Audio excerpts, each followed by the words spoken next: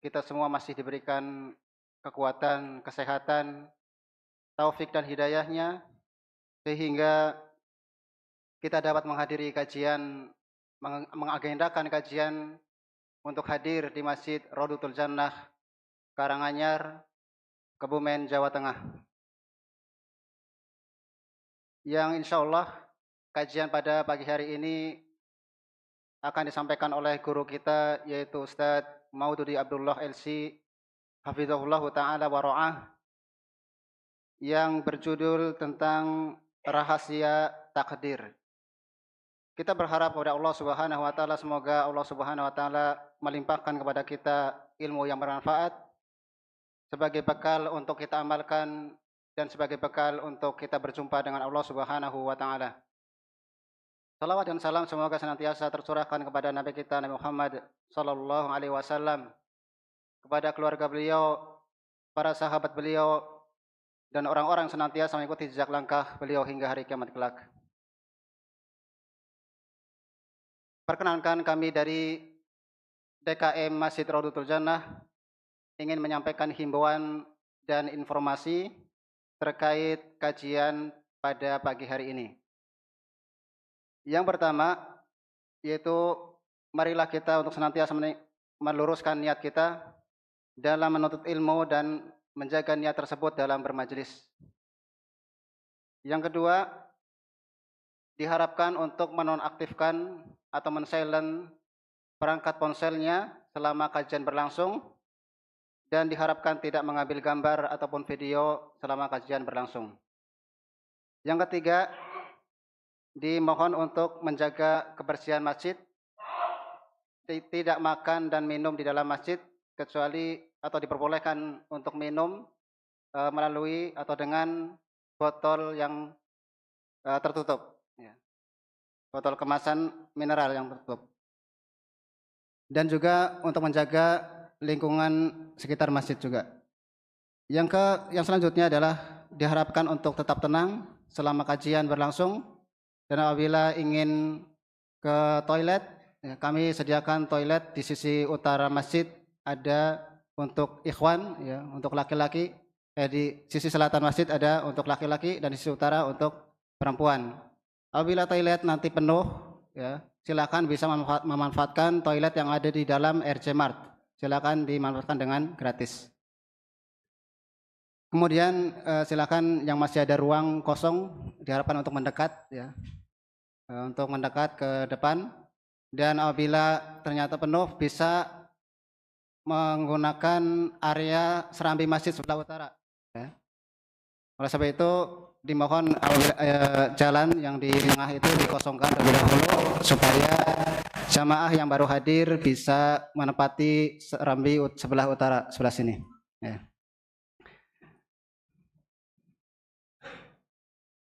Kemudian bagi para jamaah yang membawa putra-putrinya yang masih kecil, dimohon untuk mengkondisikan putra-putrinya. Apabila tidak memungkinkan, bisa diarahkan untuk bermain di luar masjid. Demikian himbauan dan informasi dari kami. Selanjutnya, mari kita dengarkan sambutan dari Ketua DKM Masjid sekaligus Ketua Panitia pada kajian hari ini. Kepada beliau Al-Ustadz Abu Sinan Hafizahullah Ta'ala, kepadanya kami persilakan.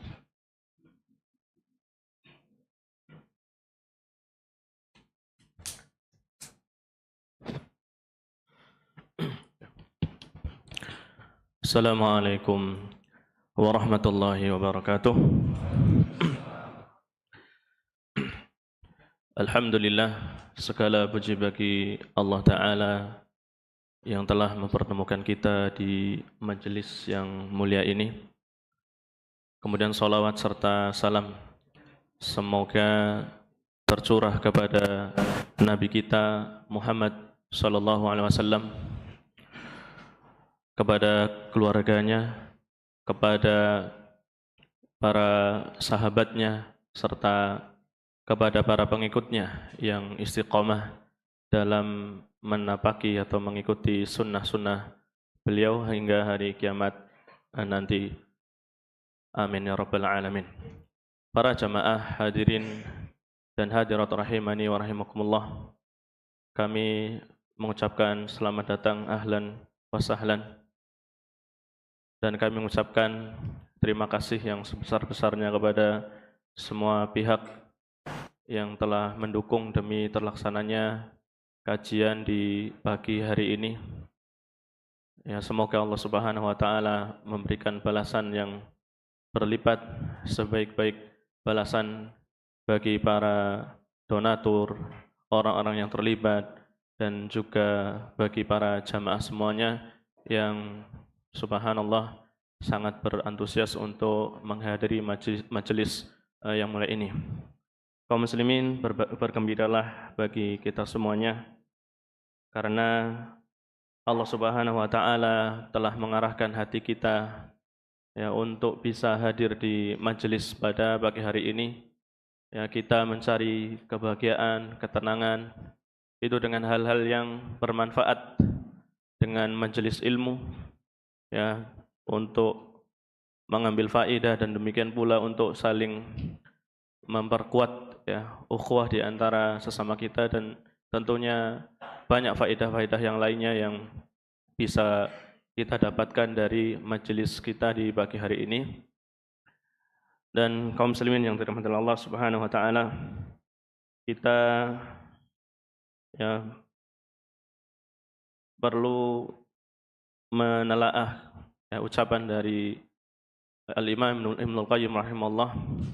Beliau mengatakan ya, an-nafsu illam tashtaghil bil haqqi syaghalathu bil batil.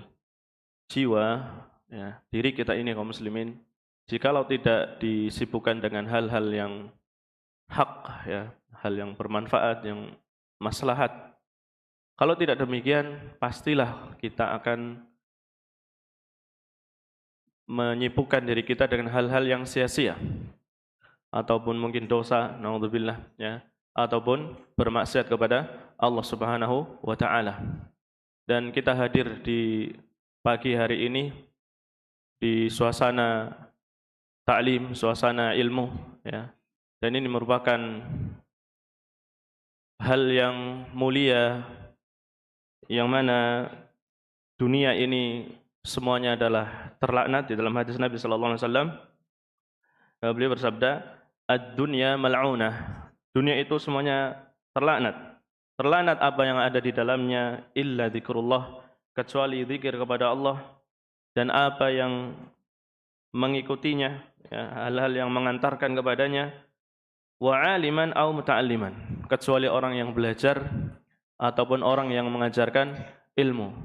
Maka inilah kaum muslimin yang dirahmati Allah Subhanahu wa taala, nilai dari keberadaan kita adalah ketika kita belajar ya, kemudian mengamalkan ilmu yang kita pelajari, dan semoga Allah Subhanahu wa taala memudahkan ya kita semuanya untuk belajar, dan semoga Allah Subhanahu wa taala menurunkan rahmat dan ketenangannya, dan semoga Allah Subhanahu wa taala memberikan kita berbagai janji yang telah Allah janjikan kepada orang-orang yang belajar, orang yang membaca kitab Allah Subhanahu wa taala dan mendengarkan hadis-hadis Nabi sallallahu alaihi wasallam. Dan di kesempatan kali ini kaum muslimin, kami selaku DKM Masjid Raudhatul Jannah juga menginformasikan kami membuka ya sebesar-besarnya dukungan dari antum ya semuanya, para ikhwah dan akhwat, baik yang berupa bentuknya donasi, misal dukungan ya berupa ya banyak hal ya, dan kehadiran antum semuanya untuk memakmurkan masjid ini ya, ini pun merupakan penyemangat bagi kami ya. Dan kita insyaallah ya kedepannya juga akan ada momen Ramadan ya. Silakan kaum muslimin ya, kita membuka sebesar-besarnya kesempatan bagi antum dan antum semuanya hadirin dan hadirat untuk bisa mendukung kami ya, program-program kami ya, ada TPQ, ada ya nanti mungkin taklim dan kegiatan-kegiatan masjid yang lainnya ya. Kami mohon dukungannya ya, mohon doanya ya, semoga Allah Subhanahu wa taala memberkahi langkah kita semuanya dan memberikan pahala yang berlipat bagi semuanya ya. Ini saja yang bisa kami sampaikan ya, dan kami mengucapkan mohon maaf apabila di dalam penyelenggaraan di kajian kali ini terdapat berbagai kekurangan yang mungkin didapati di sana sini ya. Mohon dimaklumi dan ya kami mohon maaf ya. Dari saya sekian ya, wa akhiru da'wana alhamdulillahi rabbil alamin. Wassalatu wassalamu ala Rasulillah wa ala alihi washabbihi ajma'in. Assalamualaikum warahmatullahi wabarakatuh. Selanjutnya waktu kami kembalikan kepada saudara moderator. Jazakumullahu khairan.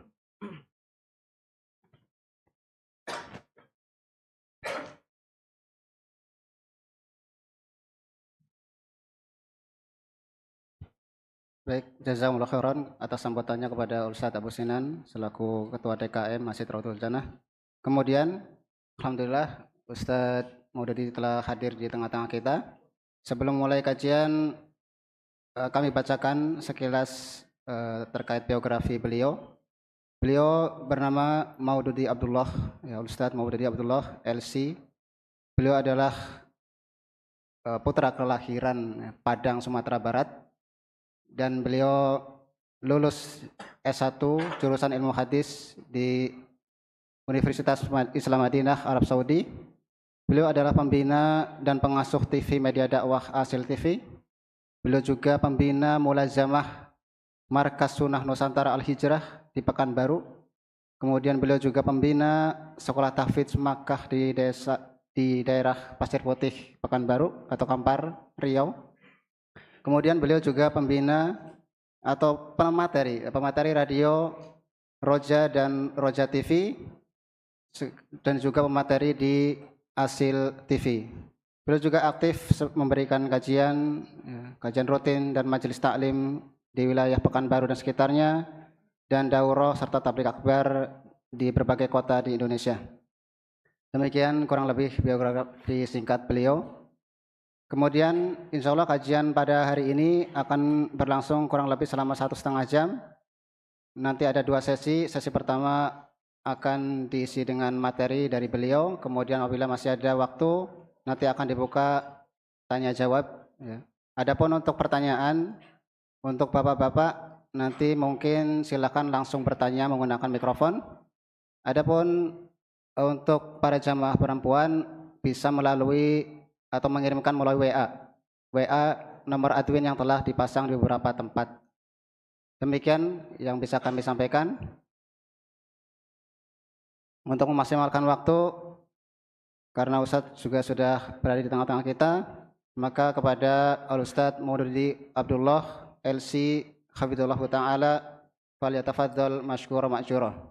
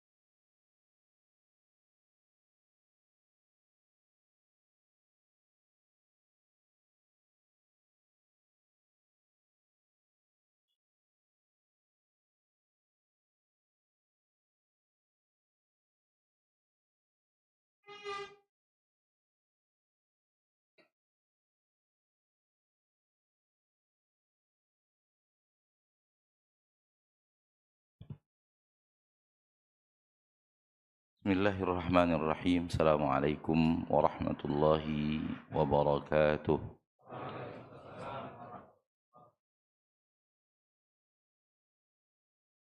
Innal hamdalillah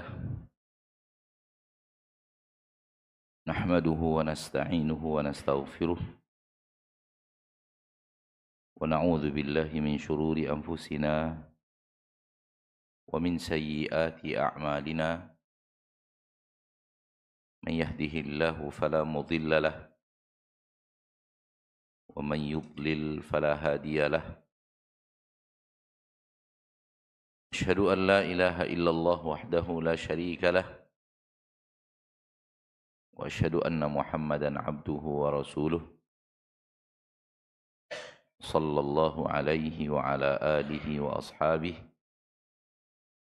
ومن تبعهم بإحسان إلى يوم الدين وسلم تسليما كثيرا. يا أيها الذين آمنوا اتقوا الله حق تقاته ولا تموتن إلا وأنتم مسلمون. يا أيها الناس اتقوا ربكم الذي خلقكم من نفس واحدة وخلق منها زوجها وبث منهما رجالا كثيرا ونساء واتقوا الله الذي تساءلون به والأرحام إن الله كان عليكم رقيبا. يا أيها الذين آمنوا اتقوا الله وقولوا قولا سديدا يصلح لكم أعمالكم ويغفر لكم ذنوبكم ومن يطع الله ورسوله فقد فاز فوزا عظيما. أما بعد فإن أصدق الحديث كتاب الله وخير الهدي هدي محمد صلى الله عليه وسلم شر الأمور محدثاتها فإن كل محدثة بدعة وكل بدعة ضلالة كل ضلالة في النار.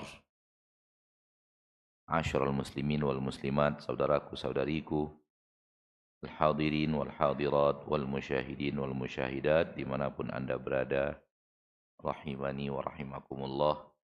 Mari kita bersyukur kepada Allah. Mari kita bersyukur kepada Allah yang telah memberikan kepada kita kehidupan dan seluruh yang kita butuhkan untuk hidup. Sesungguhnya seluruh kebutuhan kita untuk hidup telah dipenuhi oleh Allah. Semuanya telah lengkap dan tidak ada yang kurang. Dan itu telah berjalan puluhan tahun. Bagi kita yang usianya sudah 40 tahun, maka 40 tahun sudah Allah memberikan kepada kita kebutuhan hidup. Bagi kita yang usianya sudah 70 tahun, maka sudah 70 tahun Allah memberikan kepada kita kebutuhan hidup.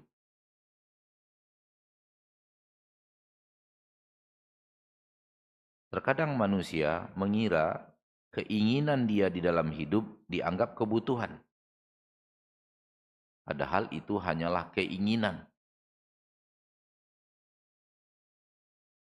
Kebutuhan hidup adalah sesuatu yang mesti kita dapatkan untuk hidup. Dia berbeda dengan keinginan. Kalau keinginan, maka sesuatu yang di luar kebutuhan. Dan kalau manusia mengikuti keinginannya terus, maka dia tak pernah selesai dalam keinginannya itu. Dan kalau dia merasa keinginannya apabila belum terpenuhi itu artinya dia belum mendapatkan, maka dia akan miskin terus. Karena miskin dalam makna agama kita adalah tak mendapatkan apa yang diinginkan. Selalu merasa kurang dari apa yang diinginkan. Selalu merasa apa yang ada belum cukup dan matanya selalu menatap kepada yang lebih. Maka itu adalah kemiskinan, kefakiran. Walau dia sebenarnya telah memiliki sesuatu yang sangat banyak dibanding apa yang dimiliki oleh orang lain. Tapi kalau kita bisa membedakan antara kebutuhan dan keinginan, maka kita akan tahu bahwa ternyata Allah telah melengkapkan untuk kita seluruh kebutuhan hidup. Di antara kebutuhan hidup adalah makanan. Bukankah semua kita diberi makan oleh Allah seumur hidup kita sekarang? Sudah 60 tahun, 50 tahun, 40 tahun, kita diberi makan oleh Allah. Di antara kebutuhan hidup adalah pakaian. Bukankah puluhan tahun kita diberikan Allah pakaian? Di antara kebutuhan, sudah puluhan tahun. Di antara kebutuhan hidup seluruh organ tubuh kita yang tampaknya kita nggak bisa hidup. Bukankah sudah puluhan tahun Allah memberikan nikmat itu kepada kita? Sudah puluhan tahun menggunakan jantung, puluhan tahun menggunakan paru-paru, puluhan tahun menggunakan ginjal, puluhan tahun menggunakan darah, puluhan tahun menggunakan tulang, puluhan tahun menggunakan daging, puluhan tahun diberi oksigen. Semua itu kebutuhan hidup. Yang tampaknya hidup kita berhenti. Di antara kebutuhan hidup adalah adanya tempat menetap. Tempat tinggal, adanya tempat tinggal, bukan memiliki tempat tinggal. Soal memiliki bukan kebutuhan tapi keinginan. Bukankah semua kita telah mendapatkan Allah berikan tempat tinggal? Kita semua punya tempat tinggal. Kita semua punya rumah. Punya dalam arti kata ada. Bukan memiliki. Bisa dengan sewa, bisa dengan kontrak, bisa dengan numpang di rumah mertua, ya kan? Bisa tinggal di rumah yayasan, bisa tinggal di rumah seseorang yang ditinggal, kemudian kita disuruh untuk menghuninya. Ternyata bertahun-tahun dia di negeri orang, di rantau, bertahun-tahun juga kita tinggal. Ada rumah, ada tempat menetap, ada tempat berlindung dari panas dan hujan, dan tempat berlindung dari pandangan manusia di saat kita harus melepas pakaian. Itu kebutuhan hidup, tapi bukan punya rumah. Kalau punya hanya keinginan. Dan orang yang merasa keinginan adalah kebutuhan, dia pasti akan merasa kekurangan terus. Persis seperti yang dikatakan Nabi kita tercinta sallallahu alaihi wasallam, "Lau kana libni Adam wadiyani min dhahab labtagha lahuma thalitha." Soal keinginan, dengarkan Nabi bersabda, Bani Adam ini, manusia ini, soal keinginan, kalau telah Allah berikan kepadanya 2 lembah emas. Emas 2 lembah. Labtagha lahuma thalitha. Dia masih akan cari lembah yang ketiga. Tak cukup 2 lembah emas itu. Itulah keinginan manusia. Tak pernah berhenti. Apa yang membuatnya berhenti? Kata Nabi, "Wa ma yamla'u jawfa ibni Adam illa turab."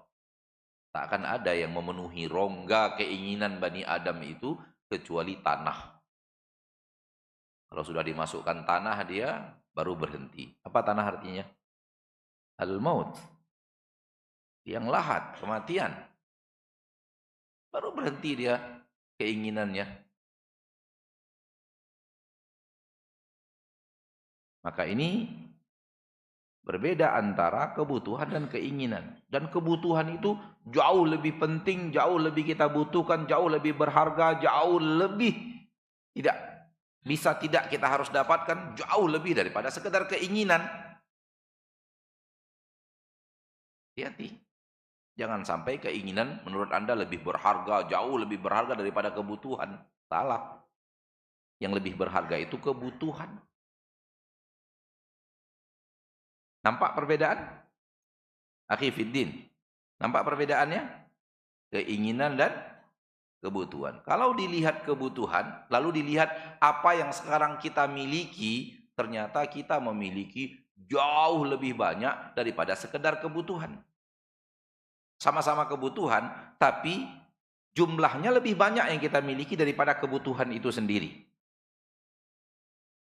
Kalau kita mau menatap lebih dalam, dan jujur dalam menatap, kita akan merasakan itu. Kalau antum paham, mari kita lihat. Manusia hidup butuh pakaian. Butuh pakaian atau tidak? Butuh, oke. Untuk hidup berapa sih butuh pakaian kita? Untuk kebutuhan hidup itu butuhnya berapa lembar pakaian?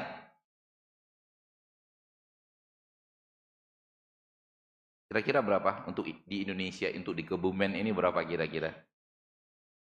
Berapa setel? 7. Tiap hari satu. Ganti besok satu, besok satu, besok satu, ini cuci. Oke, 7. Oke. Masuk akal 7.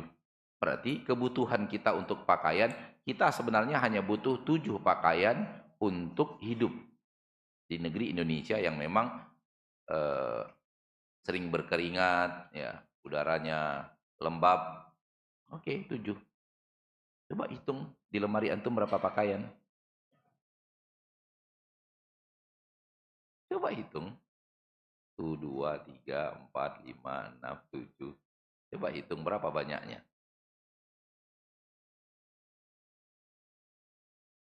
Untuk hidup, kita ada kebutuhan, ternyata yang kita miliki banyak daripada sekedar kebutuhan hidup. Saya ingin mengatakan semua kita sebenarnya kaya. Yang penting-penting dari hidup kita yang namanya kebutuhan semua lengkap. Dari yang lengkap itu lebih banyak daripada sekedar kebutuhan itu. Melebihi kapasitas kebutuhan hidup. Kayalah itu.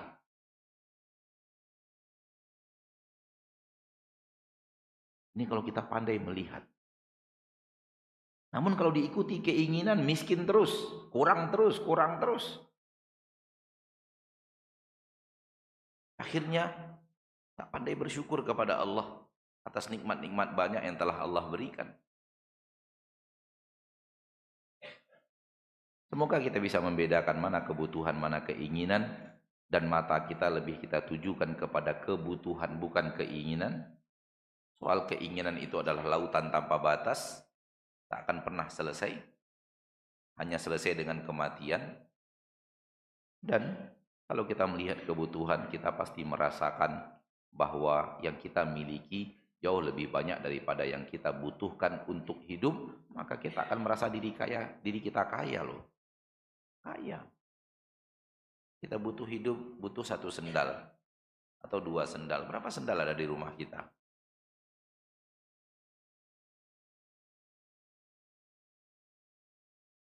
Ma'asyiral muslimin, ma'asyiral muslimat. Nama Kebumen udah lama singgah di dalam hidup ana, terutama ketika punya teman kuliah dari Kebumen. Kita orang Sumatera jarang sekali ke Jawa, kecuali setelah tamat pesantren lalu diterima kuliah, lalu di teman kuliah itu ada orang Kebumen. Sama diterima di tahun yang sama, tahun kelulusan tahun 1997. Ustadz Arifin Sa'yan Ridin. Nah, apa?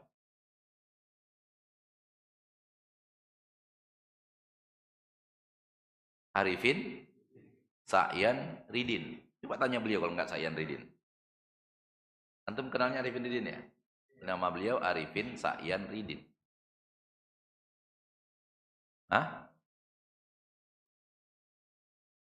Perembun? Oh, Kecamatan Perembun. Ya. Kalau ketemu nanti salam sama beliau. Orang Kebumen. Jadi nama Kebumen itu akrab karena punya teman akrab namanya Ustadz Arifin Sa'yan Ridin. Hah? Sa'yan Ridin. Mulai akrab dengan nama Kebumen karena punya teman akrab satu angkatan. Baru sekarang kesampaian Kebumennya. 1997. Setelah berapa tahun tuh Pak? Setelah 29 tahun. Hah? 29 tahun ya? 29 tahun dari mulai akrab dengan nama Kebumen, baru kecapaian sampai di Kebumen Allah takdirkan. Alhamdulillah. Ternyata ini dia Kebumen itu. Ana diamanahi pada kesempatan kali ini berbicara tentang takdir Allah Tabaraka wa Ta'ala, Rabbul Izzati wal Jalalah. Takdir adalah sebuah bahasan yang sangat penting dalam agama kita. Iman kepada takdir adalah hal yang sangat penting dalam keimanan kita sebagai muslim dan muslimah. Saking pentingnya iman terhadap takdir, Allah menjadikan keimanan terhadap takdir salah satu di antara rukun iman. Berarti dia benar-benar sebuah keyakinan yang menyanggah iman seorang mukmin dan mukminah. Imanan seorang muslim dan muslimah, tiang-tiangnya ada 6. Tiang penyanggahnya yang sangat kokoh, yang harus ada, yang tidak boleh kosong dari keimanan, yaitu iman terhadap takdir. Apa itu takdir? Ketentuan Allah terhadap semua yang berlaku dalam kehidupan sampai hari kiamat.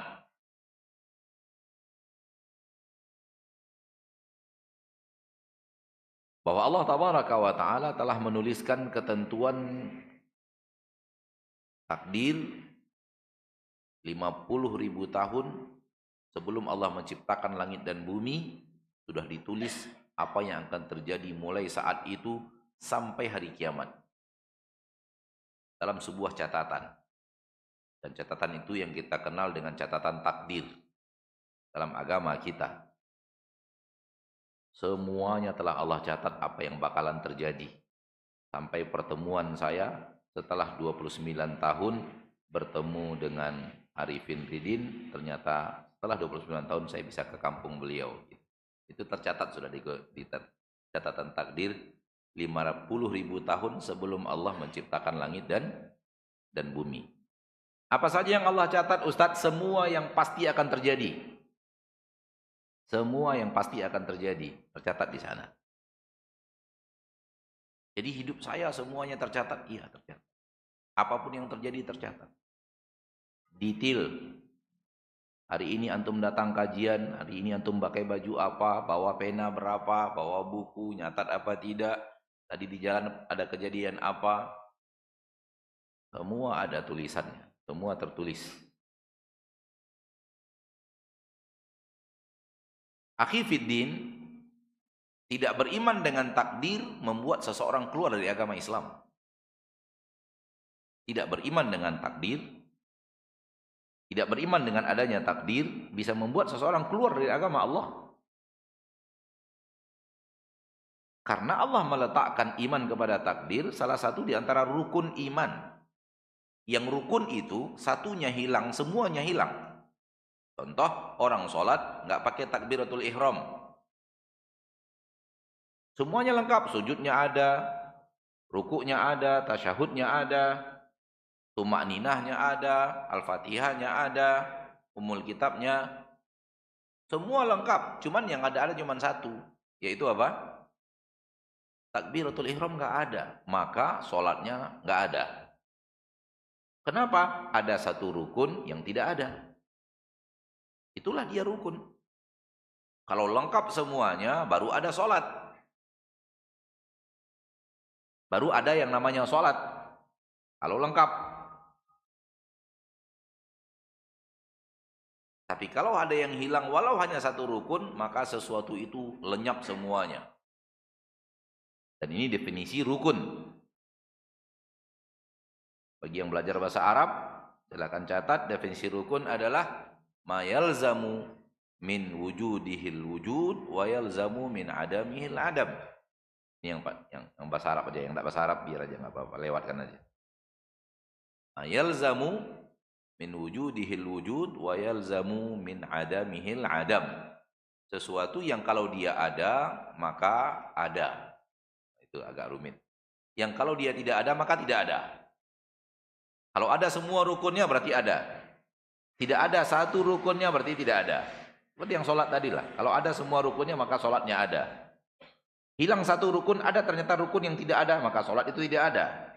Ma yalzamu min wujudihil wujud wa yalzamu min adamihil adam. Maka apabila kita tahu bahwa rukun berfungsi untuk mewujudkan sesuatu, kalau tidak ada maka hilang. Pahamlah kita ketika dia adalah rukun iman, rukun dalam iman, dia harus ada untuk adanya iman. Tidak ada dia, maka iman tidak ada. Maka dari itu kita mengatakan yang tidak beriman dengan adanya takdir bisa keluar dari agama Allah. bisa keluar dari agama Allah, bisa tidak dianggap mukmin di sisi Allah. Walau manusia menganggapnya mukmin, walau manusia menganggapnya ahli agama, walau manusia menganggapnya seorang yang itu pandangan manusia terhadap manusia. Bisa benar, bisa salah. Tapi kalau Allah melihatnya bahwa dia tidak beriman dengan adanya takdir, ini bisa di sisi Allah dia tidak dinilai sebagai seorang mukmin. Sudah keluar dari agama Allah. Antum tahu dan sangat masyhur hadis Jibril ketika malaikat Jibril datang menjelma dalam bentuk seorang manusia dan mengajarkan agama kepada para sahabat melalui bertanya kepada Nabi kita tercinta SAW, dan Nabi kita SAW menjawabnya. Salah satu pertanyaan itu yang berhubungan dengan bab ini adalah malaikat Jibril bertanya tentang akhbirni anil iman, beritahu aku tentang iman. Nabi menjawab, antu'mina billahi wa malaikatihi wa kutubihi wa rusulihi wal yaumil akhir wa tu'mina bil qadari khairihi wa syarrihi. Engkau harus beriman kepada Allah, malaikat-malaikatnya, kitab-kitabnya, rasul-rasulnya, dan engkau beriman kepada para nabi, dan engkau beriman dengan takdir, engkau beriman kepada Allah, malaikatnya, kitab-kitabnya, rasulnya, dan hari akhir, dan engkau beriman kepada takdir yang baik dan yang buruk. Oke? Berarti dia adalah rukun iman. Tidak beriman maka keluar dari agama Allah. Dan itu terbukti ketika mulai ada sekelompok manusia yang tidak beriman dengan takdir. Setelah Rasul wafat tapi mulai ada sekelompok manusia seperti itu. Di zaman para sahabat, itu pun yang sisa di permukaan bumi yang masih hidup adalah sahabat-sahabat yang dulu hidup bersama Rasul di usia remaja. Bukan usia tua, yang sudah tua sudah pada wafat. Ya, artinya di generasi-generasi akhir para sahabat. Mulai ada sekelompok orang di suatu negeri yang tidak beriman dengan takdir. Lalu kemudian penduduk kampung itu berangkat haji mencari sahabat Nabi dan bertemu dengan Abdullah ibnu Umar. Lalu kemudian bertanya bahwa di kampung kami ada orang yang tidak beriman dengan takdir. Jawaban Abdullah ibnu Umar, katakan kepada mereka sekiranya mereka berinfak emas sebesar gunung Uhud.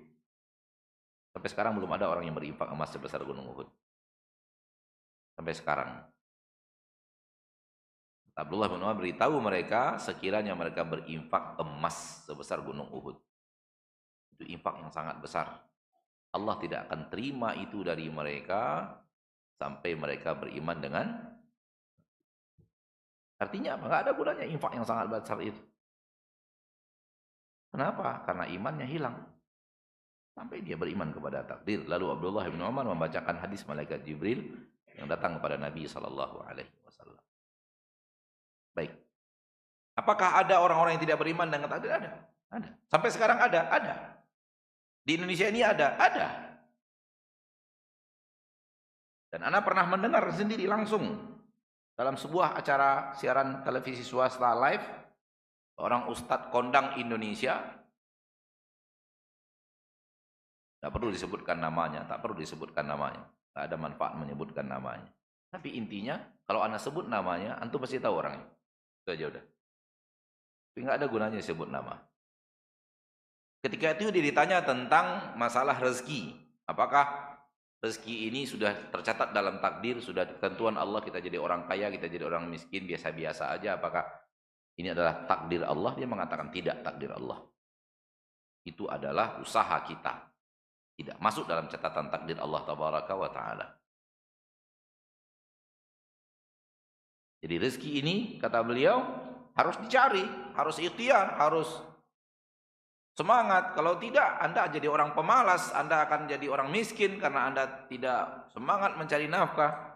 Jangan sandarkan saja kepada catatan-catatan. Nah, rezeki, jadi kaya, jadi miskin ini usaha kita. Kita yang mengusahakannya. Itu pilihan hidup, bukan takdir. Takdir itu lahir sebagai orang Indonesia, lahir dalam tampang seperti ini, lahir di negeri mana, ayah ibunya siapa yang tidak bisa kita pilih, itu takdir. Tapi kalau rezeki itu pilihan.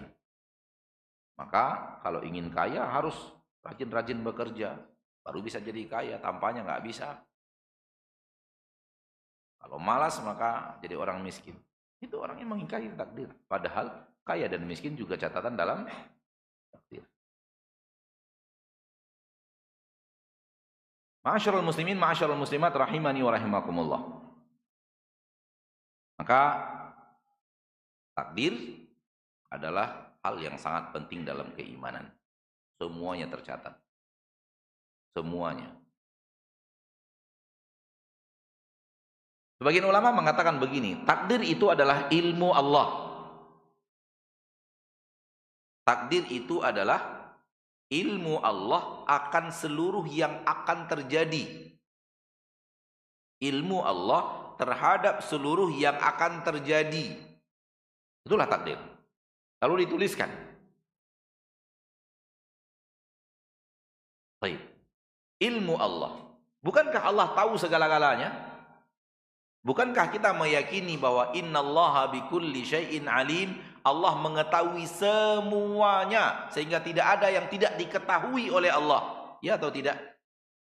Apakah Anda dan antum sama keimanan kita bahwa Allah Rabb kita mengetahui segala-galanya, sampai apapun yang belum terjadi Allah tahu dia akan terjadi, bagaimana nanti kejadiannya, semuanya di sisi Allah, tidak ada yang tersembunyi. Apakah antum beriman sama dengan ana dengan iman yang seperti ini tentang ilmu Allah? Ya atau tidak? Kalau tidak, mari kita diskusi. Cukup diskusi itu aja sampai selesai kajian ini. Ada yang tidak beriman. Saya tidak beriman, Ustaz. Ada bahagian-bahagian daripada alam ini yang Allah tidak tahu. Sampai dia terjadi dulu baru Allah tahu. Kalau belum terjadi Allah nggak bakalan tahu. Tapi kalau saya beriman dan itu yang saya imani dan itu yang ana dakwakan, itu yang ana ketahui daripada syariat Allah, Allah tahu semuanya. Nggak ada yang tersembunyi dari ilmu Allah. Karena Allah berulang-ulang di dalam Al-Quran mengatakan innallaha bikulli syai'in alim. Allah subhanahu wa ta'ala maha tahu segala-galanya. Semuanya Allah tahu, nggak ada yang Allah tidak tahu. Itulah Allah dengan ilmunya yang maha berilmu, yang maha luas. Kalau beriman dengan iman seperti itu, itulah dia takdir. Lalu dituangkan dalam bentuk tulisan. Maka takdir adalah ilmu Allah terhadap semua yang akan terjadi sampai dunia kiamat yang dituliskan. Kalau Allah maha tahu segalanya dan semua yang akan terjadi Allah tahu, itulah dia tulisan takdir.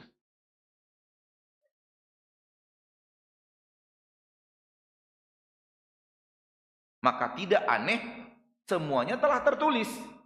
Karena semuanya Allah tahu. Tidak rumit memahaminya bahwa kok semuanya sudah tertulis, Ustaz? Iya. Karena Allah maha tahu semuanya. Hari ini saya pakai baju apa, besok saya pakai baju apa, hari ini saya ngapain, besok saya ngapain. Hari ini saya ngomong apa, besok saya ngomong apa, lusa saya ngomong apa. Semuanya secara detail, kata-kata yang keluar dari lisan saya tertulis, Ustaz. Iya, kok bisa? Kan saya belum ngomongin. Iya, karena Allah maha tahu segala-galanya. Semuanya Allah tahu. Kalau semuanya Allah tahu, maka tinggal ditulis. Itulah dia catatan takdir. Maka orang yang tidak beriman dengan takdir, maka ada yang rancu dalam pemahamannya tentang ilmu Allah.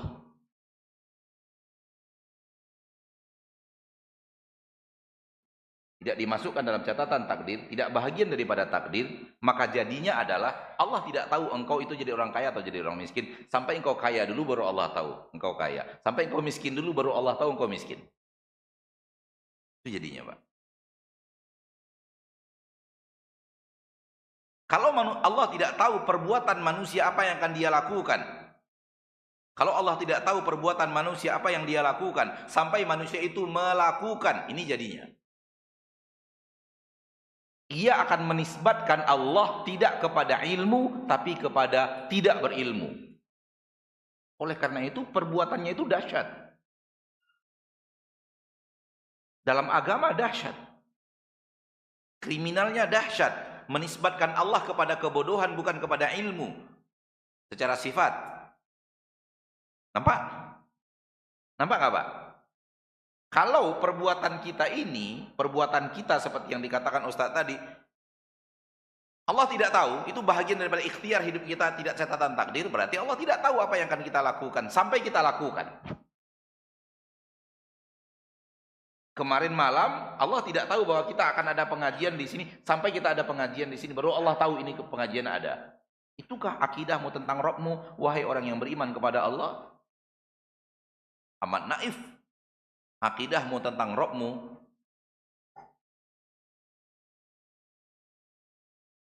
itu dia.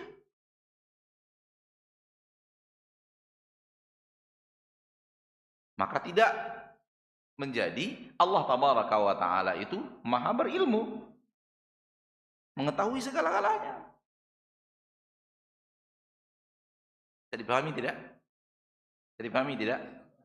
Kalau itu bisa dipahami, melangkah kita kepada satu lagi, ilmu Allah terhadap sesuatu yang terjadi, yang bakalan terjadi, mustahil bisa salah. Mustahil salah. Pasti benar. Hari ini akan ada pengajian, akan terjadi pengajian di apa nama daerah kecil ini? Rawdatul Jannah, Karanganyar, Kebumen. Dan di atas meja akan ada bunga berwarna kuning. Intinya adalah Allah nggak mungkin salah dalam ilmunya terhadap apa yang akan terjadi pada hari ini.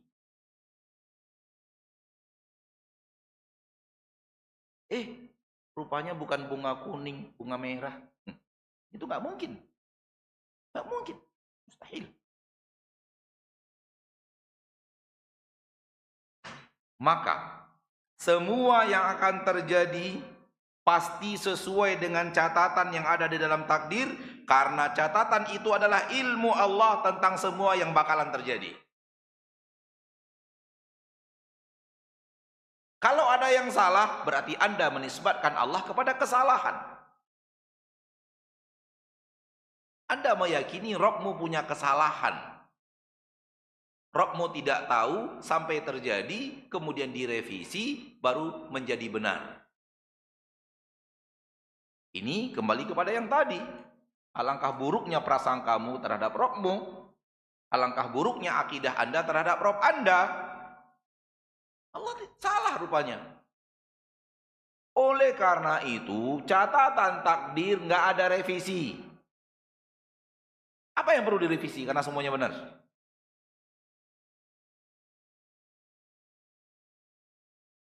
Banyak pertanyaan Ustadz. Apakah takdir bisa berubah? Kalau yang Anda tanyakan adalah takdir dalam catatan yang sedang kita bicarakan, maka tidak ada perubahan. Tidak ada perubahan. Allah berfirman tegas di dalam Al-Quran, surat Qaf. Ma yubaddalul qawlu ladayya. Ma yubaddalul qawlu ladayya. Wa ma ana bidhallamin lil abid. Di sisiku perkataan tidak dirubah. Tidak dirubah-rubah perkataan di sisiku. Dan aku tidak menzolimi hamba. Ayat yang ke-29. Dari surat apa tadi? Surat Qaf. Ayat ke nomor 29. Ma yubaddalul qawlu ladayya. Tidak ditukar-tukar keputusan di sisiku. Enggak ditukar-tukar. Enggak ada cerita berubah. Dia sesuatu yang permanen dan pasti benar dan pasti tidak ada kesalahan sehingga tidak mungkin dirubah. Dirubah itu kalau salah. Kalau sudah benar gimana merubahnya? Ke yang salah. Kenapa makhluk bernama manusia merubah-rubah hukum? Karena makhluk tak berilmu. Dibuat peraturan, kurang, revisi. Ada yang salah, revisi. Ada kekeliruan di titik ini, revisi. Ada celah di titik ini yang bisa dimanfaatkan oleh para koruptor, ditutupi lagi. Ada revisi-revisi peraturan. Tidak apa-apa kalau itu kita. Revisi itu tandanya ada kekeliruan pada bab pertama untuk direvisi pada bab kedua. Ada kekeliruan pada keputusan pertama untuk dirubah pada keputusan kedua. Ada kesalahan menuju kebaikan. Apakah ini yang kita yakini tentang Allah? Dengan kita menyatakan bahwa takdir itu bisa berubah. Apanya yang mau dirubah? Semuanya benar? Semuanya sahih? Karena berangkat dari ilmu Allah atas semua yang pasti akan terjadi.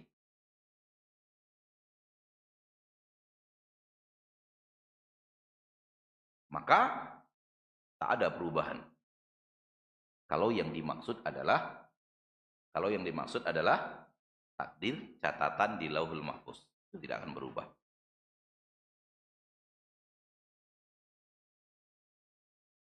Turunannya adalah Allah telah membuat keputusan di Lauhul Mahfuz. Abu Jahal matinya kafir masuk neraka. Abu Lahab matinya kafir masuk neraka.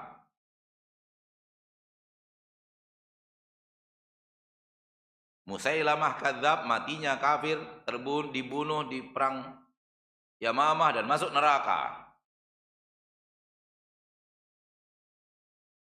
Allah membuat catatan itu. Dan terjadi seperti yang Allah buat. Tak akan direvisi. Salah rupanya. Abu Jahal ternyata orang baik. Gak jadi masuk neraka, masuk surga. Gak ada cerita. Karena kalau itu terjadi dan diyakini, maka Anda akan menisbatkan Allah kepada kebodohan. Paham tidak? Oleh karena itu, jangan pernah bertanya lagi, Ustadz, kalau Allah takdirkan seseorang masuk neraka, bisakah dengan dia rajin-rajin beramal soleh, akhirnya masuk surga? Itu nggak ada cerita itu.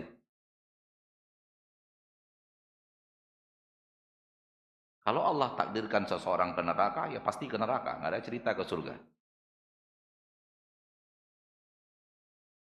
Ma yubaddalul qawlu ladayya. Tidak ditukar-tukar keputusan di sisiku. Di sisiku tidak ada revisi keputusan. Karena yang perlu direvisi itu adalah yang salah. Dan apa yang Allah tuliskan nggak ada yang salah. Allah tidak salah memasukkan Abu Jahal, Abu Lahab ke neraka. Sebagaimana tidak salah memasukkan Abu Bakar dan Umar ke surga. Dan itu sudah ada dalam catatan sebelum dia benar-benar terwujud dalam amalannya Abu Bakar dan Umar dan amalannya Abu Lahab dan Abu Jahal. Bahkan catatan itu menandakan kehebatan sang penguasa yang tahu amalan seorang hamba dari A sampai Z dan dituliskan dari A sampai Z dan tidak ada yang tertukar dan tidak ada yang salah. Itu adalah keperkasaan yang luar biasa, kedikdayaan yang luar biasa dalam tahu tentang sesuatu. Sehingga para ulama berkata begini. Ketika turun firman Allah di dalam Al-Quran tentang Abu Lahab, bahwa dia matinya kafir.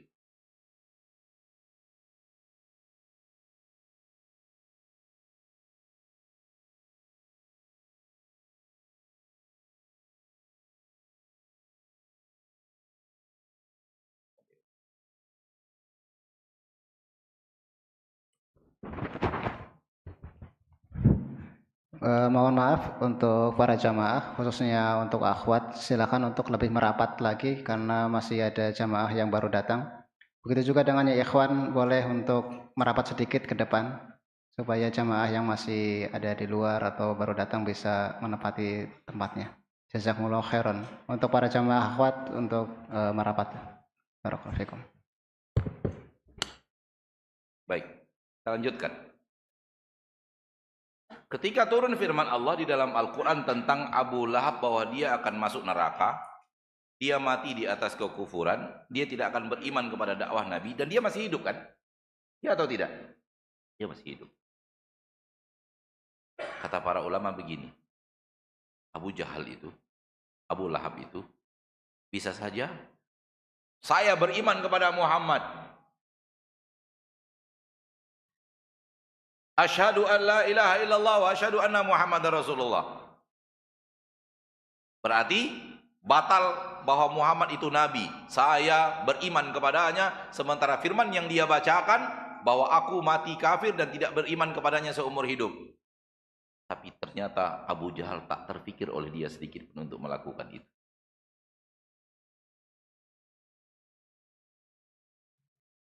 Orang Quraisy ini kan getol banget untuk membuktikan bahwa Muhammad itu dusta. Ya atau tidak?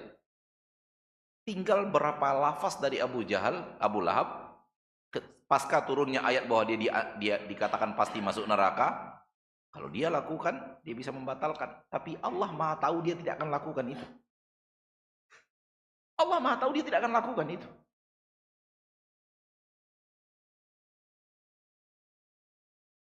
Kenapa? Allah tahu segala-galanya. Maka yang masuk neraka pasti ke neraka.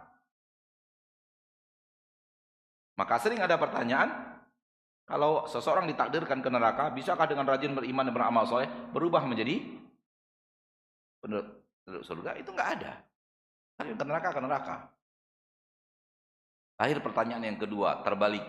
Kalau saya rajin beramal soleh, Ustaz, rajin beramal soleh, namun catatan takdir saya ke neraka, apakah saya ke neraka, Ustaz? Itu pertanyaan berikutnya. Turunan pertanyaannya. Jawaban kita, Allah tidak pernah akan menzolimi dirimu. Kalau engkau rajin beriman beramal soleh, Allah tak akan masukkan engkau ke neraka. Engkau pasti ke surga.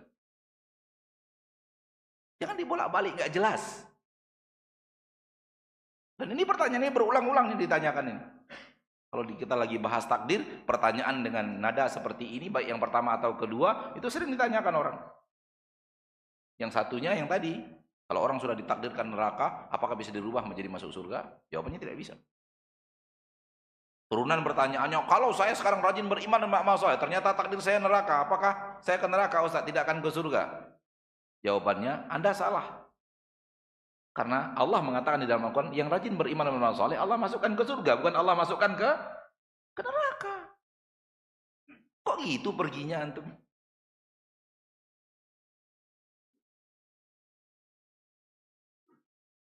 Mana ayatnya di dalam Al-Quran, orang yang rajin beriman dan beramal soleh, aku tak masukkan dia ke surga. Mana ayatnya di dalam Al-Quran, coba. Ini Al-Quran nih, bacalah dari awal sampai akhir. Ketemu nada seperti pertanyaan ini, penggal leher saya. Nggak ada. Allah menjamin orang yang beriman dan beramal soleh, Allah masukkan kemana? Ke surga. Kok tiba-tiba Anda bertanya, apabila saya rajin beriman, rajin beramal soleh, namun takdir hidup saya adalah neraka, apakah saya ke neraka, Ustaz? Kalau Anda takdirnya ke neraka, dalam catatan takdir ke neraka, Anda tidak akan rajin beriman dan beramal soleh. Tidak akan. Karena keputusan Allah itu nggak pernah salah. Abu Bakar tidak akan Allah takdirkan ke neraka karena dia orang yang beriman dan beramal saleh. Abu Jahal tidak akan Allah takdirkan ke surga karena dia orang yang tidak beriman dan tidak beramal saleh.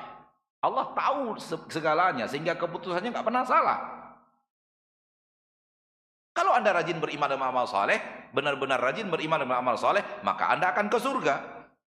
Kezoliman bagi Allah, kalau Anda rajin beriman dan beramal soleh, lalu Allah masukkan neraka. Kezoliman bagi Allah. Oleh karena itu di ayat tadi juga, lihat sambungannya. Ma yubaddalul qawlu ladayya, tidak dirubah keputusan di sisiku. Wa ma ana bidhallamin lil abid, dan aku tidak menzolimi hamba. Dirangkai oleh Allah dengan rangkaian yang sangat padu. Semuanya tidak akan berubah dan tidak ada penzoliman. Semuanya tidak berubah dan tidak ada apa? Penzoliman. Nggak ada, Allah tidak menzolimi. Dan pertanyaan Anda tadi, pertanyaan yang menisbatkan kepada Allah zolim. Saya udah rajin beriman, rajin beramal soleh. Lalu Allah masuk ke neraka. Zolim dong. Allah nggak zolim. Oleh karena itu, nggak akan ada orang yang rajin beriman, beramal soleh, Allah masukkan neraka. Nggak ada. Orang yang rajin beriman, rajin beramal soleh, Allah masukkan surga. Dan itu yang Allah katakan dalam banyak ayat di dalam Al-Quran. Orang yang beriman dan beramal soleh, kami akan masukkan dia ke dalam surga. Dan nggak ada ayat sampai kepada titik orang yang beriman dan beramal soleh, terserah Allah mau dimasukkan kemana. Nggak ada.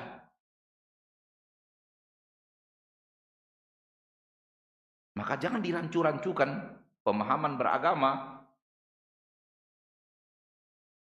Ustadz, kayaknya Ustadz keliru nih.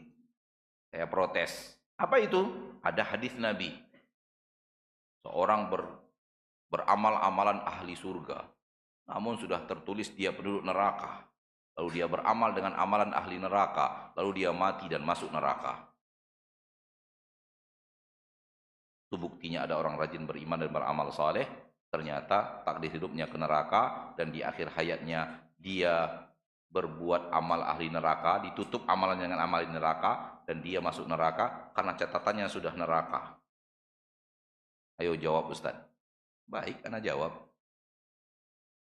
Antum salah paham. Antum apa?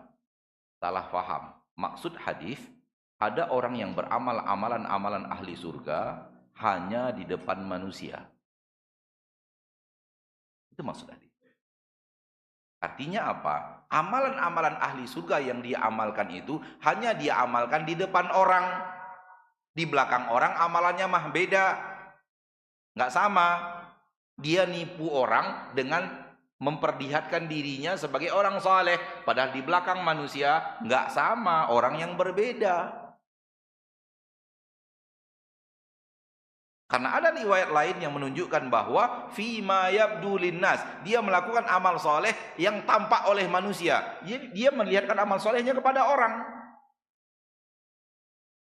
Artinya dia sebenarnya tidak soleh, namun kebejatannya dia lakukan di belakang dan manusia tidak tahu. Di hadapan manusia dia orang baik, di hadapan manusia dia guru agama, di hadapan manusia dia orang soleh, di hadapan manusia orang yang sangat banyak melakukan kebaikan, itu di depan manusia. Namun ketika manusia tidak tahu, Allah tahu siapa dia orang yang rajin berbuat maksiat. Sehingga akhir hidupnya pun Allah tunjukkan kepada orang bahwa kalian tertipu. Ini orang menipu kalian. Amal solehnya hanya di belakang kalian. Allah tahu dia berbuat maksiat di belakang kalian. Sehingga akhir hayatnya Allah takdirkan dia sedang berbuat maksiat, dicabut nyawanya oleh Allah. Terbukti bahwa kita ditipu. Apa bahasa Jawanya ditipu? Itu ditipu artinya. Kalau menipu, kalau ngapusi apa? Oh sama. Jadi orang yang terlihat soleh tapi wafatnya di atas maksiat, itu orang yang menipu manusia dengan beramal soleh di depan manusia. Di belakang mah dia beda. Ini makna ayat, ini makna hadis. Ketika seseorang rajin beramal soleh di depan kita, lalu kita mengatakan ini orang soleh, itu ilmu kita terhadap orang itu.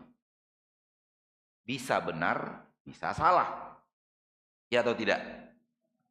Ya atau tidak? Ya. Maka jangan katakan saya tahu dia orang soleh harusnya ke surga. Enggak, itu ilmu kamu terhadap dia. Ilmu kamu terhadap dia bisa benar, bisa tidak. Ketika benar, insya Allah dia ke surga. Kalau tidak benar, dia ke neraka. Ternyata ada orang yang ilmu Anda kepadanya tidak benar. Anda menganggap dia orang soleh, Allah mengatakan dia bukan orang soleh. Dan Allah tunjukkan kepadamu bahwa engkau tertipu dalam penilaian engkau terhadap dirinya karena Allah wafatkan dia di atas maksiat. Itu makna hadis. Atau dalam redaksi lain Anda mengatakan begini. Penilaian kita terhadap seseorang, penilaian Allah terhadap seseorang yang pasti benar adalah penilaian Allah, bukan penilaian kita. Kita ternyata menilainya orang soleh, Allah menilainya orang yang tidak soleh. Mana yang benar? Allah. Makanya Allah wafatkan dia husnul khatimah, walau kita menganggapnya orang soleh. Karena ilmu Allah mustahil salah. Dan ilmu kita pasti tidak ada kepastian benar atau salah. Boleh jadi penilaian kita kepada seseorang soleh, Allah menilainya bukan orang soleh. Beda antara penilaian kita terhadap seseorang dengan penilaian Allah terhadap orang itu.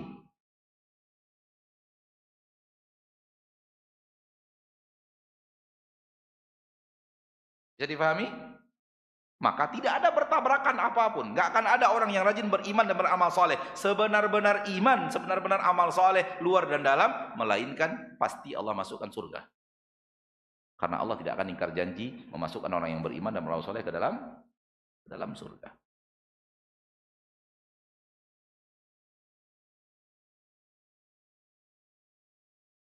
Akhi fiddin.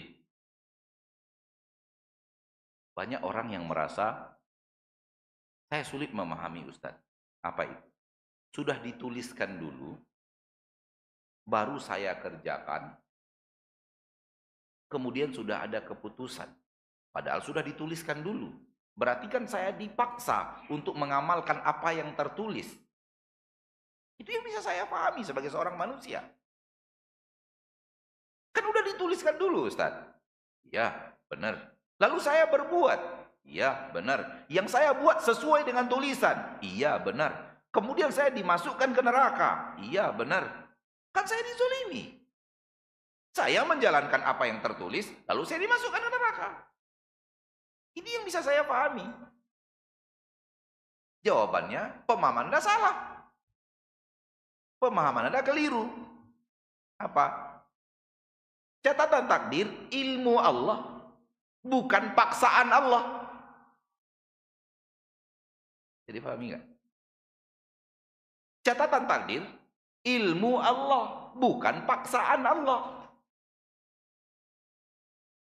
Beda kan? Beda nggak? Kalau ilmu Allah adalah engkau mengerjakan, Allah tahu, Allah tulis. Karena Allah tahu.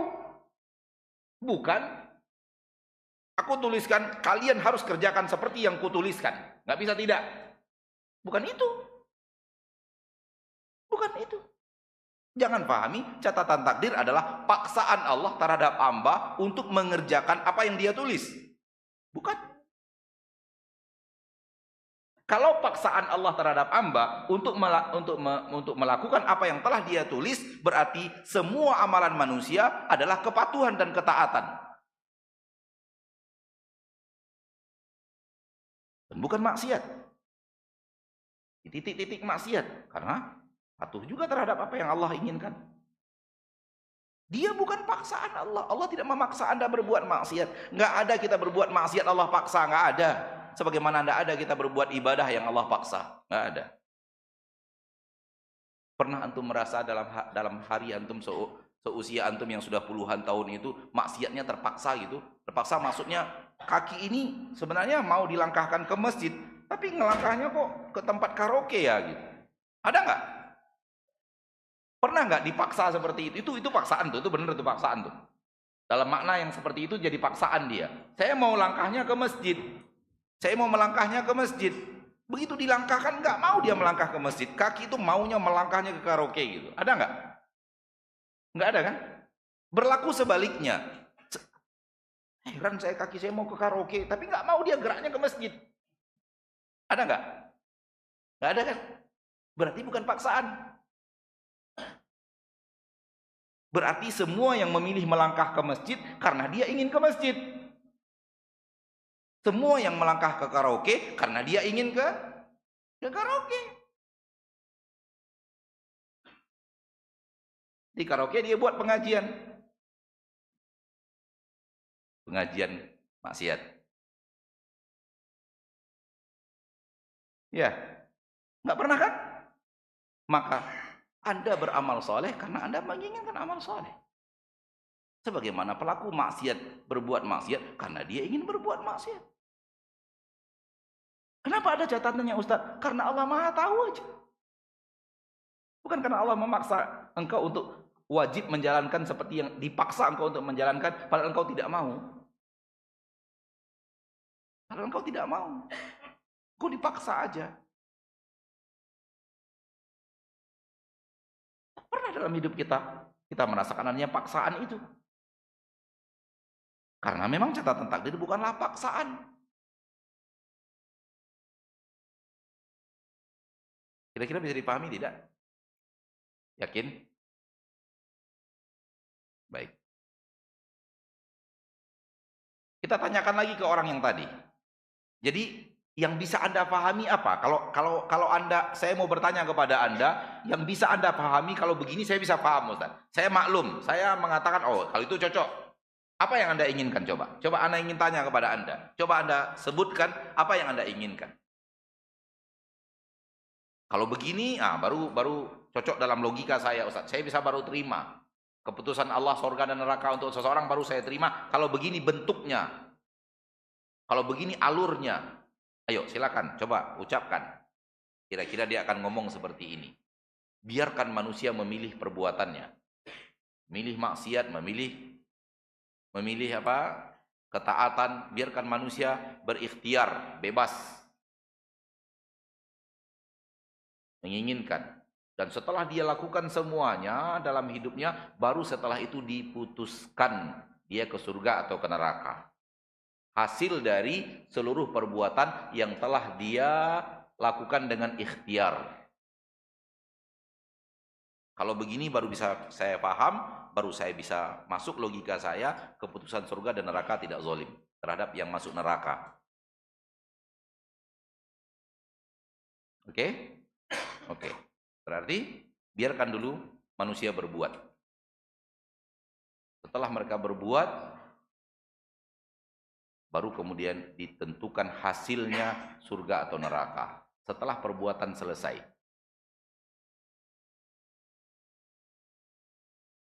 Kalau itu yang Anda katakan, maka Anda tidak sedang berbicara tentang Allah yang Maha Tahu. Kalau begitu engkau baru bisa memahami, maka engkau juga tidak menyatakan Rabbmu Maha Tahu. Karena harus dilakukan dulu, baru tahu hasil. Itu ilmu makhluk. Anda bicara bukan bicara Khalik, bukan bicara makhluk. Anda bicara Allah yang maha segala-galanya, bukan bicara makhluk yang tidak tahu sampai dikerjakan. Anda ingin menjadikan rumus makhluk Anda pakai untuk Allah. Di sinilah banyak kekeliruan dalam keimanan terhadap banyak hal dalam bab keimanan. Dia bisa memahami dalam pemahaman makhluk dan dia ingin Allah juga harus seperti itu. Enggak, Allah mah beda. Bedanya apa? Bedanya Allah sudah tahu apa yang akan kamu lakukan walau Anda belum lakukan, dan Allah telah menilaikan penilaian dari apa yang akan Anda lakukan dan terjadi seperti itu.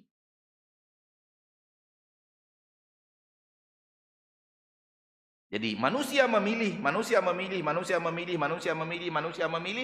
Di akhir hayatnya ada keputusan dia di surga atau di neraka. Kalau begini saya paham, Ustaz. Tinggal tambahkan semua seperti itu namun dicatat lebih awal. Selesai. Semua seperti itu. Allah tidak paksa, hidup pilihan. Maksiat dan ketaatan pilihan. Liman syaa minkum an yastaqim. Siapa yang ingin istiqomah, silakan istiqomah. Faman syaa falyu'min wa man syaa falyakfur. Ya, siapa yang mau beriman, silakan beriman. Siapa yang mau kufur, silakan kufur. Hidup pilihan. Ketaatan dan kemaksiatan pilihan, keimanan dan kekufuran pilihan. Namun pilihan itu kemudian ada finalnya masuk neraka atau masuk surga dan telah dituliskan sebelumnya. Tinggal menambahkan itu saja. Karena kalau ikhtiar baru ada keputusan dan tidak ada tulisan sebelumnya, ini rumus makhluk. Ikuti ujian dulu. Setelah ada jawabannya baru ada nilainya. Itu keputusan itu makhluk, karena makhluk tak tahu apa-apa. Adapun Allah semuanya seperti ini namun telah dituliskan di awal.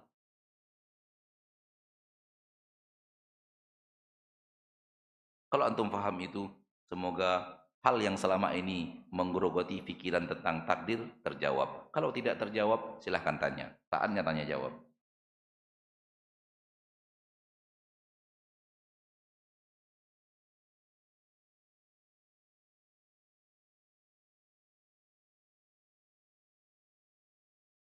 Silahkan. Bismillah. Barakallahu fikum. Silakan untuk Bapak-bapak, mungkin 2 dulu ya untuk bertanya langsung kepada Ustadz.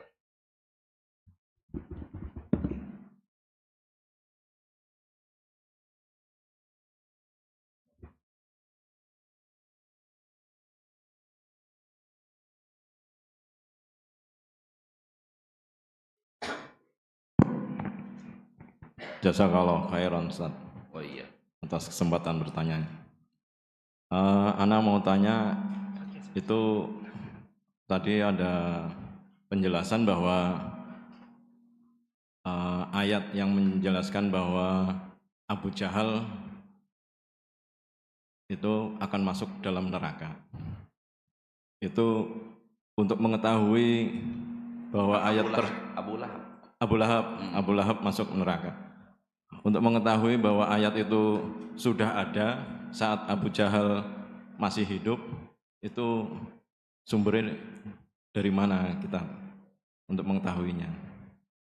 Maksudnya kita mengetahui kalau ayat itu sudah ada saat Abu Lahab itu masih hidup. Mungkin gitu, Tad. Baik.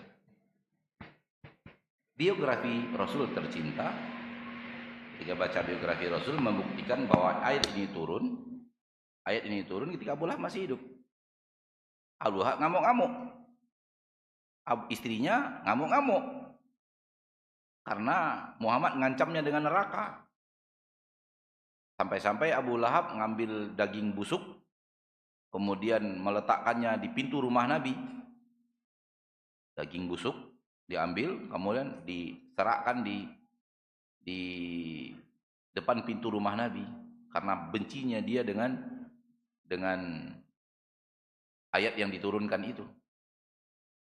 Sampai-sampai istri Abu Lahab mencari Nabi sambil membawa bebatuan di tangannya, ingin melempari Nabi dengan batu.